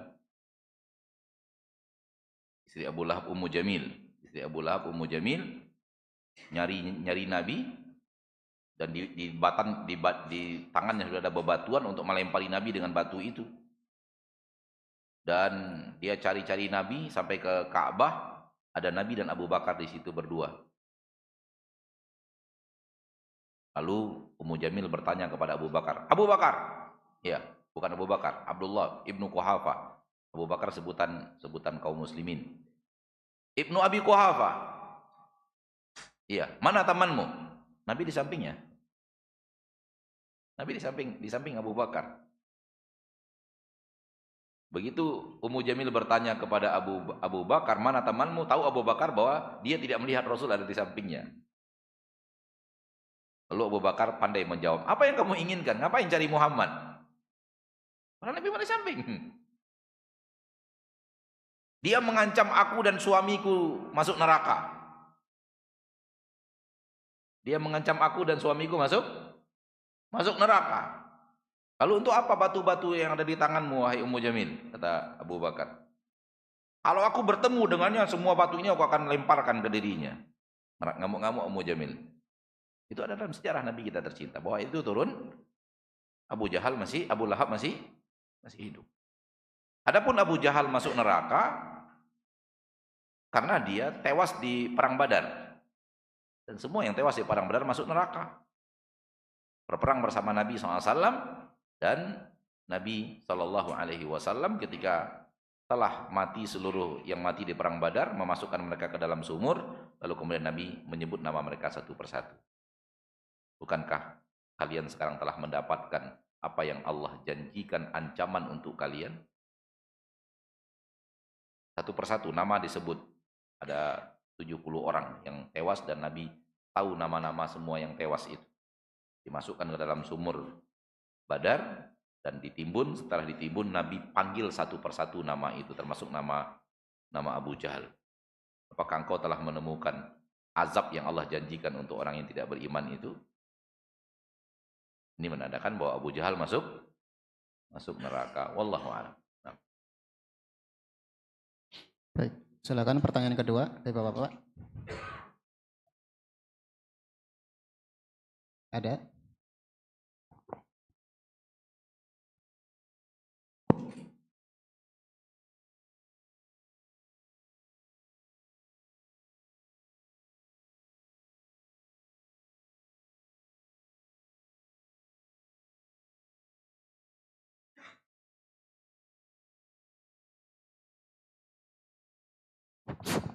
Assalamualaikum warahmatullahi wabarakatuh. Maaf Pak Ustadz, saya mau tanya, mungkin pertanyaan saya agak nyeleneh, tapi ini sangat mengganggu di saya.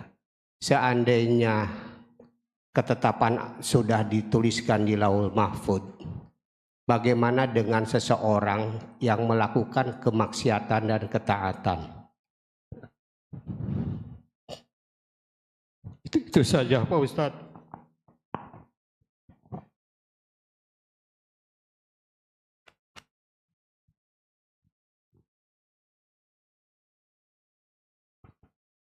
Antum bisa menghayati pertanyaan tidak? Saya takut salah menghayati pertanyaannya. Saya coba menghayati pertanyaan dan mencoba untuk semoga jawaban saya pas. Ya. Semoga jawaban saya pas dengan kebutuhan saudara kita yang bertanya.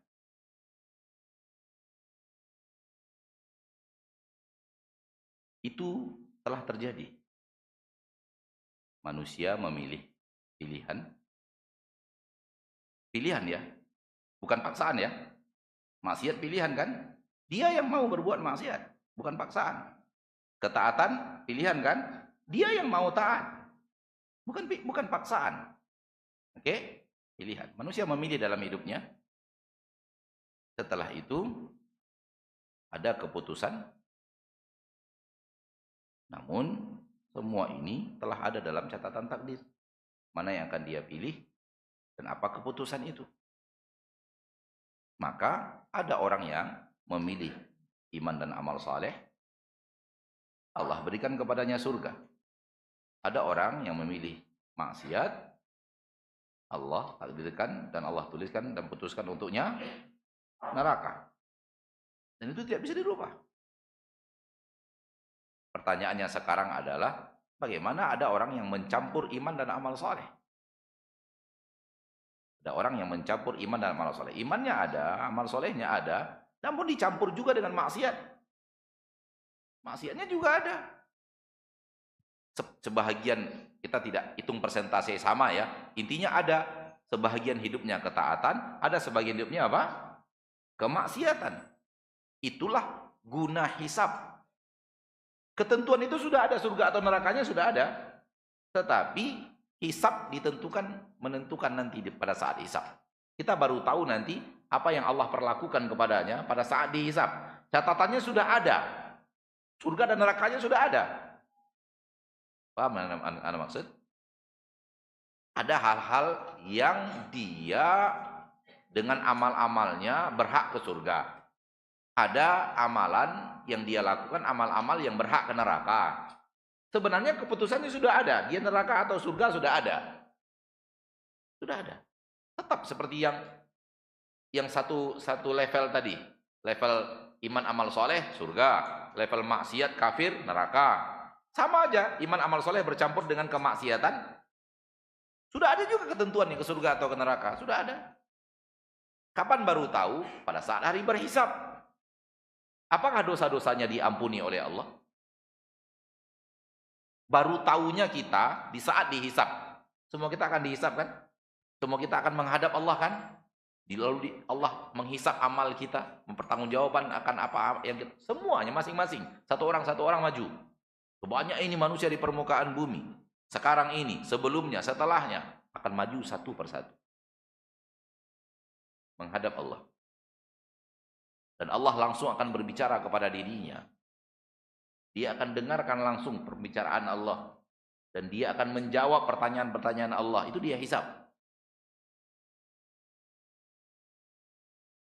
Maka pada saat dihisab itulah, di akhir hisab itulah ketentuan Allah. Allah ingin memaafkan, maka Allah maafkan dosanya. Lalu kalau dimaafkan dosanya, akan Allah masukkan ke mana? Ke neraka, ke surga. Allah masukkan ke surga karena dosanya dimaafkan. Ternyata dosa-dosanya tak ada yang dosa syirik, tak ada yang dosa kufur, tapi dosa-dosa besar banyak.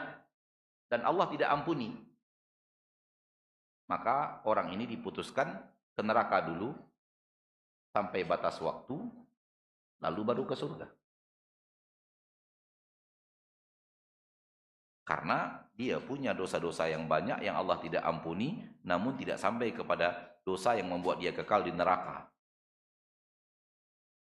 Allah tidak maafkan, maka harus dihukum akibat dari dosa yang dia lakukan. Namun manusia dengan jenis seperti ini, hamba Allah dengan jenis seperti ini, itu neraka baginya tidak kekal sampai batas waktu. Sekira dosa-dosanya telah dihukum di neraka, baru kemudian diangkat dari neraka dan dimasukkan ke dalam surga. Itu di jidatnya ada tulisan Jahannamiyun, mantan Jahannam.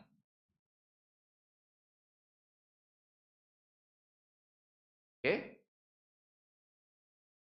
Namun kalau seandainya dia beramal soleh juga terjadi maksiat, ternyata maksiatnya itu syirik besar, kufur besar. Tapi bercampur juga dengan sholat, dengan puasa, dengan yang lainnya gitu loh. Beda dengan si kafir tadi yang memang A to Z sampai hidupnya kafir total. Ada orang sholat, puasa, zakat, membangun masjid, tapi melakukan kekufuran. Melakukan kesyirikan, syirik besar dan kufur besar. Dan Allah sudah mengatakan di dalam Al-Quran, yang wafat, yang melakukan syirik besar, Allah tak akan ampuni. Yang melakukan syirik besar, tak akan Allah ampuni. Yang melakukan syirik besar akan di neraka selama-lamanya dan haram untuk masuk surga. Allah yang mengatakan di dalam Al-Quran, bukan kita. Bukan ustadz, bukan ulama. Ya. Barang siapa yang berbuat syirik kepada Allah, Allah tidak akan ampuni. Barang siapa yang berbuat syirik kepada Allah Tabaraka wa Ta'ala, maka Allah haramkan untuknya surga. Dan tempat kembalinya hanyalah neraka. Dan tidak ada penolong untuk orang-orang yang berbuat zalim. Ini menunjukkan bahwa apabila amal soleh yang tadi dikatakan soleh oleh bagian manusia, sholat dan semacamnya, bercampur dengan kesyirikan, bercampur dengan kekufuran besar, dan maksiat-maksiat lainnya, maka jelas tidak akan diampuni dan masuk neraka untuk selama-lamanya. Mari kita melangkah kepada bahagian yang di tengah. Bahagian di mana seseorang melakukan kebaikan dan seseorang juga melakukan kemaksiatan. Dan keputusan sudah ada, itu pasti. Akan tetapi ketahuilah bahwa rahmat Allah luas. Ampunan Allah itu luas. Lebih luas dari dosa kita. Maka jangan sampai kita tak masuk ke dalam ampunan Allah itu. Gunakan kesempatan yang ada untuk meraih ampunan Allah dengan taubat, sebanyak apapun dosa itu. Pada dasarnya tak ada manusia yang tidak berdosa. Pada dasarnya tak ada manusia selain para nabi dan rasul yang tidak berdosa. Semua kita pernah melakukan kesalahan, semua kita pernah melakukan kezoliman, semua kita pernah melakukan hal yang buruk, semua kita pernah melakukan hal yang kelam dalam hidup kita. Pernah, semua kita tanpa terkecuali. Semua orang yang hadir di masjid ini, Bapak, semua yang dewasa terutama ya, semuanya pernah berdosa. Jangan anggap hanya kita hanya berdosa, hanya kita yang berdosa, enggak. Semua kita ini berdosa. Biarkan itu menjadi rahasia antara kita dan Allah, tidak boleh dibeberkan kepada orang lain, dan hiasi dengan taubat.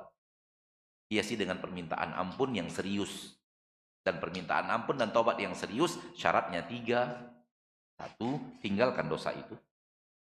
2, sesali masa lalu yang telah melakukannya. 3, punya tekad di dalam hati untuk tak lagi akan melakukan. Apabila tiga-tiganya terwujud, maka kita telah bertaubat, taubatan nasuha, dan Allah menjamin di dalam Al-Quran, yang siapa di antara hamba yang taubat nasuha, Allah ampuni dosanya. Kesempatannya masih ada. Dan jangan sampai iblis datang ke benak kita dan mengatakan, kamu terlalu banyak maksiat, orang seperti kamu nggak mungkin Allah ampuni, orang seperti kamu nggak akan mungkin ke surga. Dia inginnya kita lanjut maksiat agar ke neraka bersama dirinya. Padahal Nabi SAW mengajak kita untuk bertaubat kepada Allah agar dosa-dosa kita itu diampuni oleh Allah yang Maha Pengampun. Wallahu ta'ala alam. Semoga bermanfaat dan pas dengan apa yang ditanyakan. Baik, jazakallahu khairan. Kami bacakan pertanyaan dari WA, Ustaz, dari Umahat. Assalamualaikum warahmatullahi wabarakatuh. Waalaikumsalam. Saya Umahat Kebumen. Apakah betul pernyataan manusia dimulai di usia 40? Kalau mau baik, kalau mau kaya, bisa dilihat di usia 40 tahun. Kalau di usia 40 tahun baik, insya Allah jadi orang baik. Kalau jadi orang kaya juga bisa terlihat di usia itu. Benarkah pernyataan tersebut? Ada hukum mayoritas. Ada yang keluar dari hukum mayoritas. Mayoritas ada. Mayoritas ada.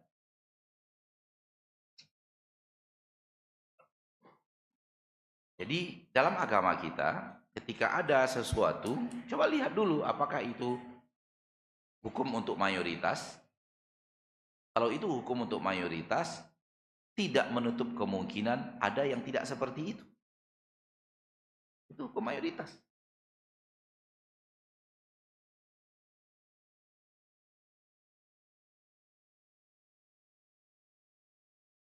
Dan secara mayoritas, orang yang rajin berbuat maksiat, telah ditegur, tetap tidak mau, tetap berbuat maksiat sampai di usia 40, mayoritasnya dia lanjut maksiatnya sampai mati. Mayoritas. Hal yang sama kalau orang rajin beriman, beramal soleh sampai usia 40 tahun, mayoritasnya dia akan lanjut di amalannya itu sampai mati.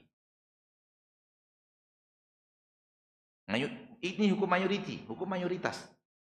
Orang yang rajin bekerja keras, rajin mencari ikhtiar, rajin mencari rezeki, kemudian pandai mencari potensi rezeki di mana mendapatkan keuntungan, kemudian dia jadi kaya raya di usia 40 tahun, mayoritasnya dia akan seperti itu sampai akhir. Mayoritas kehidupan manusia. Dari awalnya dia bukan orang yang pandai berbisnis, dia hanya karyawan biasa, dia hanya buruh dari awal sampai usia 40 tahun, maka akan seperti itu mayoritas sampai mayoritas. Tapi tidak menutup kemungkinan bahwa terjadi perubahan pasca 40 tahun. Itu tidak menutup kemungkinan. Itu namanya hukum mayoritas. Mayoritas tidak menutup adanya perubahan pada orang lain. Yang awalnya dia orang soleh, berubah menjadi pelaku maksiat, atau sebaliknya awalnya berbuat maksiat, namun taubat di akhir hayatnya, benar-benar serius di akhir hayatnya, itu juga tidak tertutup. Wallahu a'lam. Nah. Baik Ustaz, pertanyaan yang kedua melalui WA. Bismillah, Assalamualaikum. Mohon izin bertanya Ustaz, bagaimana cara agar hati ridho dalam menerima takdir buruk? Karena biasanya kita sadar setelah ujian atau musibah berlalu. Mohon pencerahannya, jazakumullah khairan. Waalaikumsalam. Pertama, takdir baik dan buruk itu adalah sudut pandang manusia. Bukan Allah memberikan kepada Anda sesuatu yang buruk. Tapi sudut pandang Anda terhadap takdir itu adalah buruk. Allah tidak pernah melakukan yang buruk. Semua yang Allah lakukan kebaikan. Namun sudut pandang Anda terhadap musibah yang datang buruk. Maka ini dulu yang harus kita ketahui tentang takdir baik dan buruk.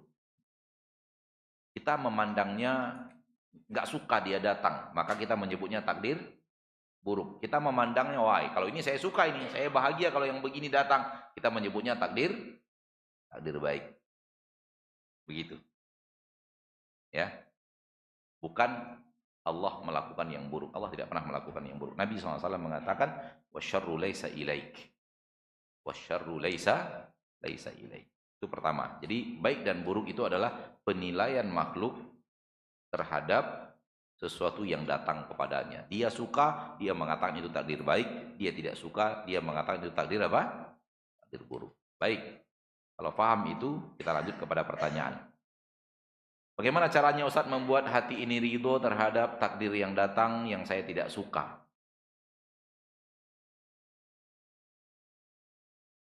Kalau Anda ingin menyempurnakan adab Anda kepada Allah, maka Allah ingin Anda legowo menerimanya. Maka jadilah hamba yang beradab kepada Allah Sang Pencipta. Dia telah mentakdirkan itu terjadi pada diri Anda. Dan dia penciptamu. Yang telah memberikan kehidupan, yang telah memberikan nikmat yang sangat banyak bertahun-tahun, yang telah memberikan pasangan, yang telah memberikan anak, yang telah banyak yang Allah beri. Kenapa ketika dia berikan kepada Anda cobaan, Anda tak mau menerimanya? Anda protes. Ayo berlaku adil. Dia telah memberikan kita banyak sekali kebaikan. Sekali-kali dia memberikan kita cobaan, dia yang memutuskan, kenapa kita protes? Itu satu. Dua, semua manusia dapat itu, bukan Anda saja. Ada nggak manusia ini yang hidupnya tanpa bencana? Ada nggak manusia ini yang hidupnya tanpa mendapatkan sesuatu takdir buruk? Hidupnya tidak pernah dapat musibah. Ada atau tidak? Nggak ada. Semua orang dapat. Bukan Anda saja. Jangan suuzon. Semua manusia yang hidup bersama Anda sekarang ini, dari orang-orang yang dewasa itu, semuanya pernah dapat musibah. Dan mungkin akan lagi dapat musibah. Wallahu a'lam, kita tidak tahu berapa usia kita. Tapi pasti pernah dapat musibah. Jadi bukan, Allah itu adil, tidak kepada Anda saja. Allah memberikan musibah kepada semuanya. Bahkan Allah memberikan musibah kepada orang-orang yang Allah cintai. Para nabi dan para rasul, Allah berikan musibah kepada mereka. Karena dia hidup di dunia. Allah mentakdirkan dunia ini negeri yang bercampur antara nikmat dan musibah. Maka kenapa Anda protes? Semua orang juga dapat. Jangan protes.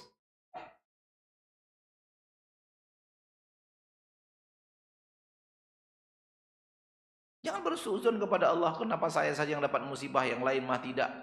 Semua juga dapat. Cuman mereka nggak cerita aja. Maka semua manusia, termasuk saya yang sedang berbicara ini, dapat musibah loh. Nggak ada yang tidak.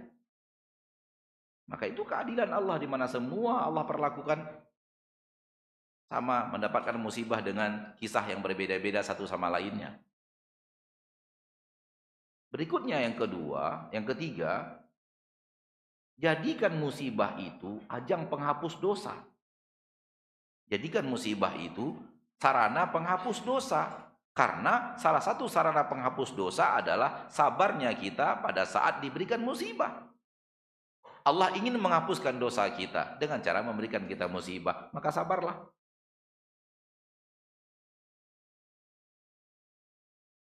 Manusia ini berbuat maksiat mau, menerima musibah enggak mau. Cobalah lihat manusia yang aneh ini. Bukan yang bertanya yang saya maksud ya. Manusia yang aneh ini berbuat maksiat mau, dapat musibah enggak mau.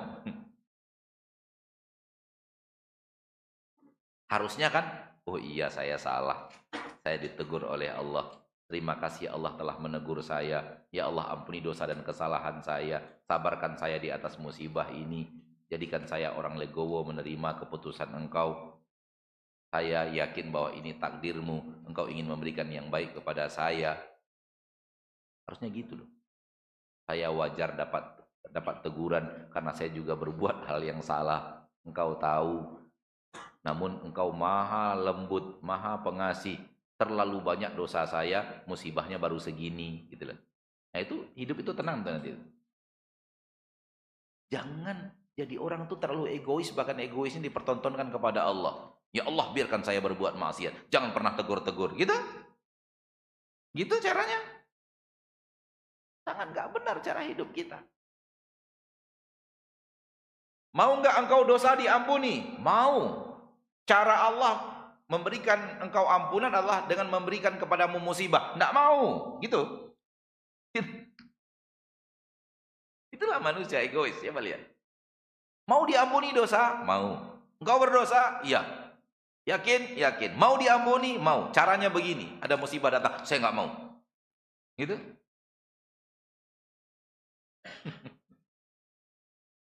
Lucu manusia itu. Ya wajar lah. Kalau Anda dapat musibah itu wajar. Karena Anda juga berhak ditegur. Karena Anda juga lalai. Karena Anda juga berbuat maksiat. Karena Anda juga pernah melakukan kesalahan. Dan Allah ingin mengampuni kesalahan Anda. Salah satu cara Allah mengampuni kesalahan manusia dengan diberikan apa? Musibah. Maka jadikan dia ajang untuk penghapusan dosa. Itu yang Nabi katakan, barang siapa yang Allah berikan musibah dan dia sabar, maka musibah itu pergi menghapus sebagian daripada dosa-dosa yang dia lakukan. Baik, Anda ingin mendapatkan cinta Allah? Mau mendapatkan cinta Allah? Mau. Cara Allah untuk agar Allah mencintai hambanya adalah sabar terhadap keputusan musibah yang Allah berikan kepadanya. Itu cara untuk mendapatkan cinta Allah. Ingin dicintai Allah, caranya adalah sabar terhadap musibah yang Allah berikan. Ustadz, kan tidak hanya sabar terhadap musibah, Ustadz. Ada juga syukur terhadap nikmat. Saya mau bahagian itu saja. Nggak ada loh orang yang dapat itu saja, musibahnya nggak ada. Nggak ada. Nggak ada. Jangan pernah mengira ada orang yang dapatnya nikmat saja, kemudian dia bersyukur, dapat cinta Allah, namun dalam hidupnya dia tidak dapat musibah yang harus dia bersabar. Itu nggak ada. Semua orang diberikan musibah. Salah satu cara Allah ingin kita menjadi hamba. Salah satu cara Allah mencintai hamba adalah memberikan kepadanya musibah, kemudian dia bersabar, memberikan kepada dia nikmat, kemudian dia bersyukur. Itu cara Allah mencintai hamba, dan kedua-duanya Allah mix dalam kehidupan seorang hamba. Sehingga setiap hamba mendapatkan nikmat yang dia harus syukuri, dan setiap hamba mendapatkan musibah yang harus dia sabar.